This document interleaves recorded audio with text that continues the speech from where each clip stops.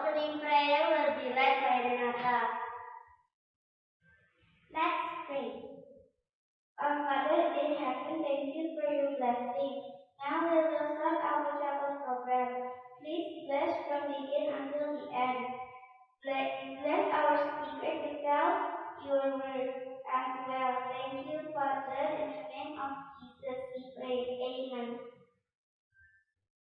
Now we listen the special song by Lily.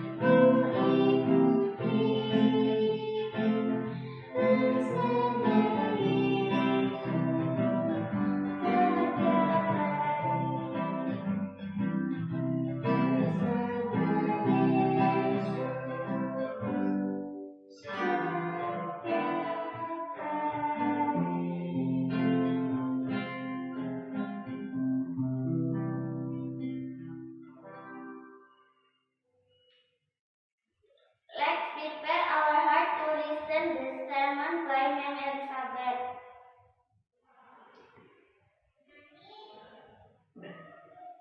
Selamat pagi anak-anak sekalian. Bersyukur saat ini kita bertemu, walaupun tidak berhadapan muka, tapi saya yakin melalui video-video yang kalian lihat, kalian bisa belajar dan mendapatkan renungan mengenai hikmah sebuah pensil. Baik, sebelum itu saya tanya dulu, sudah mandi belum? Ayo mandi dulu supaya apa? Supaya segar, supaya pelajaran firman Tuhan dapat segera kalian mengerti dan kalian bisa dalam keadaan tidak mengantuk mendengarkan renungan firman Tuhan. Baik, sebelumnya kita akan berdoa bersama-sama. Ambil posisi yang baik, kita akan berdoa. Biar Tuhan Allah kami yang mengasihi kami, tolong kami dalam mendengarkan firman Tuhan. Engkau begitu baik, ajarkanlah kami dapat duduk tenang, konsentrasi dengan baik, dan mengerti akan firman yang Engkau berikan kepada kami melalui Ma'am berkati juga kami supaya kami menjadi terang dan berkat sebagaimana Engkau kehendaki. Kami mohon dan serahkan dalam tuntunan kasih Tuhan, dengan tuntunan Roh Kudus-Mu, di dalam nama Yesus Kristus kami berdoa dan bersyukur. Amin. Baik, saya ambil pelajaran ini adalah hikmah sebuah pensil. Apa sih kelebihan daripada pensil itu? Apa sih? Pensil ya pensil. Nah, saya tanya, bentuknya pensil ini besar atau kecil? Kalian tentu akan jawab kecil, memang. Kemudian barang kecil gini apa sih yang bisa kita ambil hikmahnya? Ya, banyak yang bisa kita untuk bagaimana kita bisa seperti pensil. Nah, kita baca dalam ayat intinya dalam buku Mazmur 119 ayat 141. Kita baca bersama-sama. Sudah buka Alkitab semuanya? Saya harapkan semua buka Alkitab di rumah. Aku ini kecil dan hina, tetapi titah-titahmu tidak ku lupakan. Ya, ini kata-kata dari siapa? Dari Raja Daud. Aku ini kecil dan hina. Ya, kita bayangkan kalau pensil itu apa? Kecil. Seperti kalau kita lihat tidak ada artinya. Tapi titah-titahmu tidak kulupakan. Gimana pensil ini tidak melupakan titah-titahnya? Titah-titah siapa? Titah-titah Tuhan. Oke. Kalau kita lihat sebatang pensil, batang pensil ini bisa kita pakai. Apakah kalau kita diamkan gini saja? Saya letakkan di atas meja atau di atas buku, apa yang terjadi? Bisa nggak dia menulis? Nggak bisa. So, tidak ada tangan yang menggerakkan.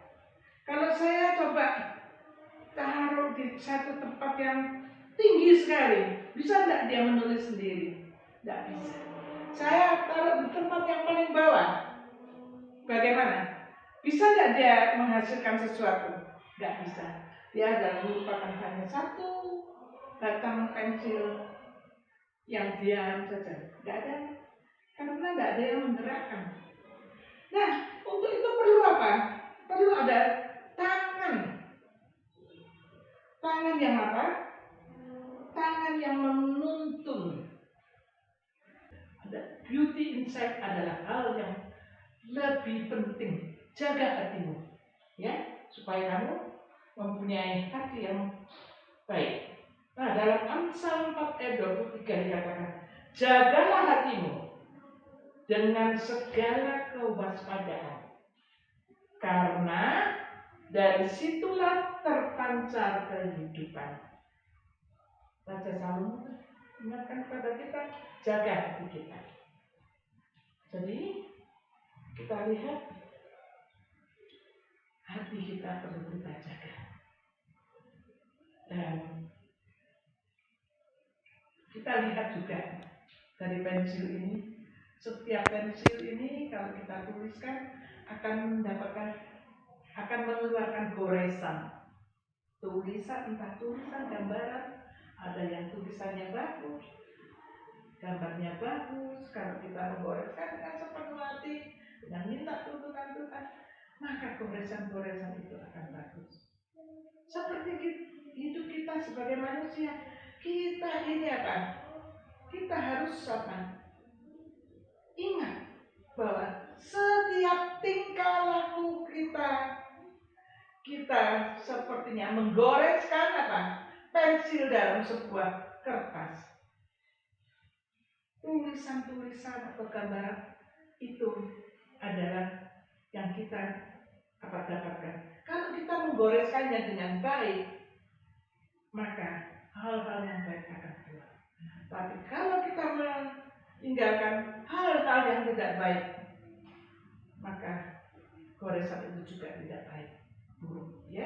Jadi setiap tingkah laku tindak tanduk kita harus ingat. Biarlah kita menggoreskan apa yang baik, jejak-jejak yang baik. Jangan sampai mendapatkan jejak-jejak yang menyakiti hati orang, jejak-jejak yang merugikan orang. Dan itulah yang Tuhan inginkan, agar kita menuliskan, minta tuntunannya, supaya kita bisa menggoreskan hal-hal yang terbaik. Istilahnya, kita jangan menjadi batu sandungan. Ya, kita pikirkan, oh, kita ini harus berbuat baik. Anak Tuhan harus berbuat baik, menggoreskan dengan baik, dengan tuntunan Tuhan. Kita bisa menggoreskannya dengan baik. Dan kita pasti, kalian satu persatu termasuk saya, sangat menginginkan goresan yang indah. Ya, dan juga apa? Kita tidak mau meninggalkan goresan yang buruk. Itu tentu harapan kita. Menggoreskan apa yang baik, serta apa? Tidak menyakiti orang. Seperti itu anak-anakku saya. Kita harus berhati-hati, seperti tadi Raja Sulaiman katakan, kita harus berhati-hati dalam bertindak. Jangan sampai salah melangkah. Ya, jangan sampai salah melangkah. Dan sebelum saya tutup, saya ingin kita mengingat apa hikmah pensil ke-1 yang tidak dapat dituliskan tanpa bimbingan. Kita harus ingat, kita memerlukan bimbingan yang baik, ya, yaitu dari Tuhan. Kedua, kita harus apa? Kita harus siap diraup, ya, untuk supaya cita-cita kita tercapai, walaupun dengan susah payah, dengan harus berkorban, kita supaya mendapatkan hal-hal yang kita inginkan, yang sesuai dengan kehendak Tuhan tercapai. Jadi jangan takut apa? Jangan takut mendapatkan satu kesulitan-kesulitan. Jangan takut capek juga, ya. Dan ketiga, pensil kita harus tahu hidup kita ini selain perlu diraup, kita punya satu pasangan yang indah sekali, yang baik sekali, yaitu penghapus, yaitu Tuhan kita, yang selalu dan siap untuk apa? Menghapus dosa-dosa kita bila kita datang kepadanya untuk mengakui dosa-dosa kita. Dan kita cari Tuhan supaya segala kesalahan kita dihapuskan. Dan kemudian kita harus ingat, ya, fungsi dari pensil yang ketiga ini. Keempat, dan kecantikan hati, ya. Kita harus tahu, saya harus menjadi orang yang beauty inside, yang baik hati saya, yang memerlukan kebaikan hati daripada penampilan. Dan yang kelima, jangan lupa, seperti pensil memberikan jejak-jejak atau goresan-goresan. Kalian harus ingat goresan-goresan apa yang saya sedang melakukan di dalam hidup saya. Apakah goresan yang indah atau goresan yang buruk? Dan kemudian kita harus tahu bahwa rencana Tuhan itu sangat indah kepada kita supaya kita ini apa? Menjadi hidup seperti pensil, berguna dan menjadi berkat dan menunjukkan apa yang baik, goresan-goresan di dalam hidup kita. Dan Amsal 11 ayat 20 berkatakan, orang yang tak bercela, jalannya dikenannya. Kalau hidup kita tak bercela, maka Tuhan akan berkenan kepada kita. jarang-jarang kita diperkenannya. Nah, itulah walaupun kecil ya, seperti tadi yang di dalam judulnya hikmah sebuah prinsip ya, dan katakan walau aku kecil dan hina, tetapi cita-citamu tidak terlupakan. Walaupun kita kecil, anak kecil ya, ingat hina, dianggap hina tidak apa-apa. Tetapi kalau kita memegang cita-cita Tuhan, kita lakukan kepada Tuhan, itu lebih berkenan di hadapan Tuhan. Dan saya yakin bila ini kita lakukan, maka Tuhan akan memberkati kita, menyertai kita, dan mengasihi kita di atas segala-galanya.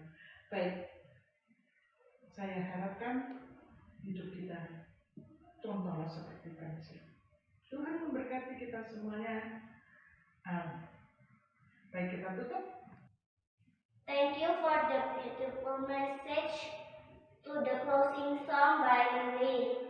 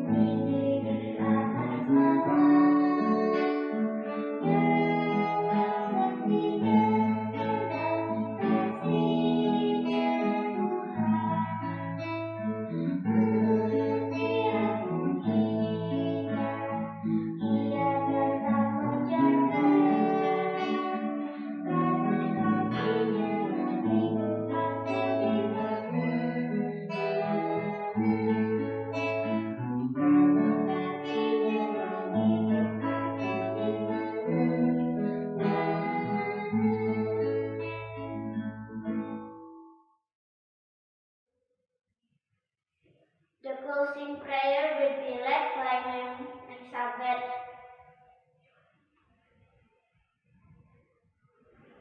Mari kita bersatu dalam doa.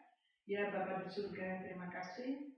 Engkau begitu baik, Engkau mengasihi kami. Engkau mengingatkan kami, walaupun kami kecil, kami bisa mengambil pelajaran yang indah mengenai pensil ini dan pensil ini ya Tuhan.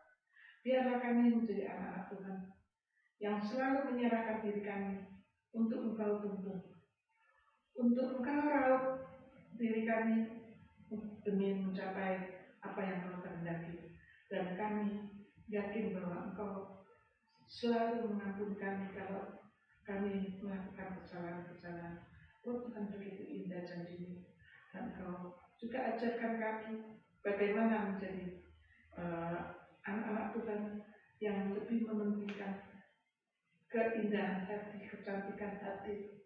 Dan biarlah kami hidup sederhana, menyenangkan hati Tuhan, dan mempunyai hati yang sesuai dengan kehendak Tuhan. Bapa, untuk melakukannya kami memerlukan pertolongan Tuhan.